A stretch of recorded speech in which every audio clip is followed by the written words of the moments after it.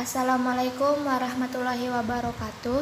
Di sini saya akan menjelaskan materi tentang hidrosfer dan dampaknya bagi kehidupan. Berbagai proses alam di bumi digerakkan oleh air. Air mengikis batuan, menembus ke dalam celah-celah batuan, mengendap sedimen di tepian sungai dan muara, hingga beredar mengelilingi bumi dalam bentuk arus dan gelombang laut. Di bab ini diawali dengan siklus air. Siklus air adalah serangkaian tahapan yang dilalui air dari atmosfer ke bumi dan kembali lagi ke atmosfer.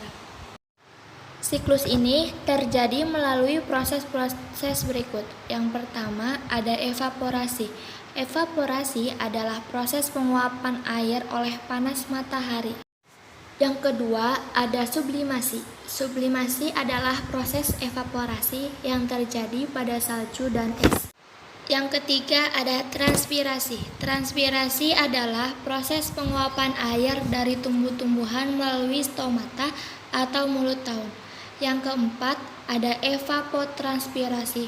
Evapotranspirasi adalah gabungan dari evaporasi dan transpirasi. Yang kelima ada kondensasi. Kondensasi adalah proses perubahan wujud uap air menjadi awan kemudian menjadi tetesan air yang cair karena pendinginan. Yang keenam ada adveksi.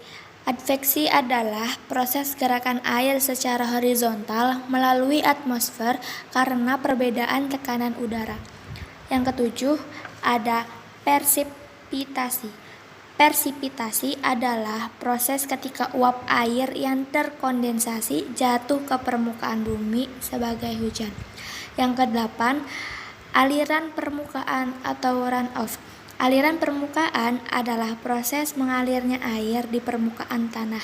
Yang terakhir ada infiltrasi. Infiltrasi atau perkolasi adalah proses perembusan air ke dalam tanah secara vertikal dan horizontal melalui pori-pori tanah dan batuan. Setelah membahas siklus air, lanjut ke perairan darat. Perairan darat merupakan perairan yang ada di daratan.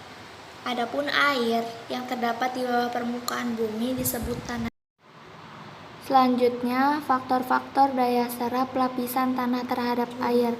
Itu ada 3, yaitu tingkat porositas tanah, 2, kemiringan tanah, dan 3, kelembapan tanah. Air tanah juga bisa dapat dibedakan berdasarkan asal airnya, yaitu air tanah meteorik, air tanah tubir, air tanah juvenil, dan air tanah fosil. Selanjutnya yaitu manfaat air. Untuk manfaat air ini sangat banyak, di antaranya yaitu sebagai bagian dari siklus hidrologi, memenuhi kehidupan sehari-hari seperti memasak dan mencuci, lalu membantu proses produksi pada industri kecil atau industri rumah tangga, dan sebagai sumber irigasi pertanian. Setelah membahas air, lanjut ke sungai dan pemanfaatannya. Sungai adalah aliran air yang mengaliri memanjang mulai dari sumber bagian hulu sampai ke muara bagian hilir. Untuk daerah aliran sungai ada 3, yaitu memanjang, kipas, dan melebar. Untuk wilayah daerah aliran sungai ada 3, yaitu hulu sungai, 2 tengah sungai, 3 hilir sungai. Hulu sungai adalah terletak di dataran tinggi dan lereng yang curam. Tengah sungai terletak di dataran yang landai dan kecepatan air berkurang. Hilir sungai banyak dijumpai kelokan-kelokan sungai, dan ujung sungai adalah danau dan laut. Lalu pola aliran sungai. Pola aliran sungai ada 8, yaitu pola dendritik, pola trelis, pola rektangular, pola paralel, pola radial sentrifugal, pola radial sentripetal, pola anular, dan terakhir pola pinnate. Selanjutnya manfaat sungai. Manfaat sungai juga sangat penting bagi kehidupan, yaitu sungai menampung dan mengalirkan air, 2. Pembangkit listrik, 3. Pusat dari ekosistem. 4. Sumber mata pencaharian. 5. Sebagai tempat wisata. 6. Sumber air kehidupan. Dan 7. Pencegah banjir. Setelah membahas sungai, lanjut ke danau dan pemanfaatannya. Danau ialah suatu tubuh air yang berasal dari curah hujan, sungai, mata air, dan air tanah dalam cekungan yang bentuknya bisa sangat bervariasi. Berdasarkan kejadiannya, danau dapat diklasifikasikan menjadi danau tektonik, danau vulkanis, danau gletser, danau dolina, dan danau terbendung. Selanjutnya manfaat-manfaat danau. Manfaat danau itu salah satu sumber daya air yang dapat dimanfaatkan oleh manusia juga. Yang pertama, persediaan air bersih. Yang kedua, sebagai pembangkit tenaga air. Yang ketiga, sebagai sarana irigasi. Yang keempat, budidaya perikanan darat. Yang kelima, tempat rekreasi. Yang keenam, sebagai pengendali banjir. Yang ketujuh, sebagai habitat bagi tumbuhan dan satwa. Yang kedelapan, sebagai sarana penelitian dan pendidikan. Yang kesembilan, sebagai sarana transportasi. Yang kesepuluh, sebagai penghasil barang tambang. Lanjut, setelah danau ada rawa dan pemanfaatannya. Rawa adalah daerah di sekitar muara sungai yang cukup luas. Rawa terdiri atas wilayah lumpur dengan kadar air relatif tinggi. Berdasarkan kondisi air dan jenis tumbuhan yang hidup, rawa dapat dibagi menjadi beberapa jenis, yaitu sebagai berikut. 1. Rawa yang selalu digenangi air. 2. Marsh adalah swamp yang tumbuhannya mayoritasnya adalah lumut dan rumput-rumputan. 3. Bog adalah rawa yang permukaannya relatif kering. 4. Rawa yang airnya tidak selalu tergenang. Rawa yang airnya selalu tergenang sangat sulit dimanfaatkan oleh manusia karena sifat airnya yang sangat asam. Selanjutnya, gletser.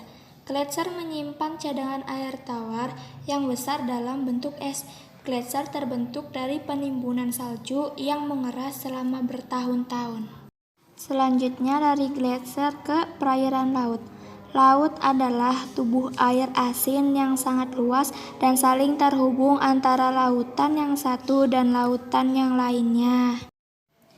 Berdasarkan kedalamannya, laut dibagi menjadi beberapa zona, yaitu 1. Zona litoral, 2. Zona neritik, 3. Zona batial, 4. Zona abisal. Lanjut ke batas laut teritorial, landas kontinen, dan zona ekonomi eksklusif. Yang pertama, batas laut teritorial. Batas laut teritorial yaitu batas terluar dengan jarak 12 mil ke lautan bebas. Yang kedua, batas landas kontinen. Batas landas kontinen adalah dasar laut dan tanah di bawahnya di luar perairan wilayah Republik Indonesia sampai kedalaman 200 meter atau lebih. Yang ketiga, zona ekonomi eksklusif. Zona ekonomi eksklusif yang berjarak 200 mil dari garis dasar ke arah laut bebas.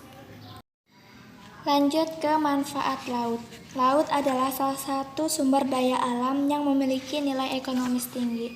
Ini adalah manfaatnya, yaitu 1. Daerah budidaya tambak, 2. Objek wisata, dan 3. Kawasan pertambangan. Selanjutnya, potensi biota laut.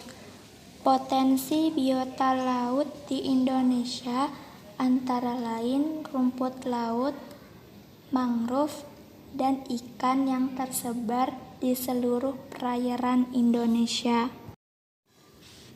Selanjutnya, pencemaran air laut.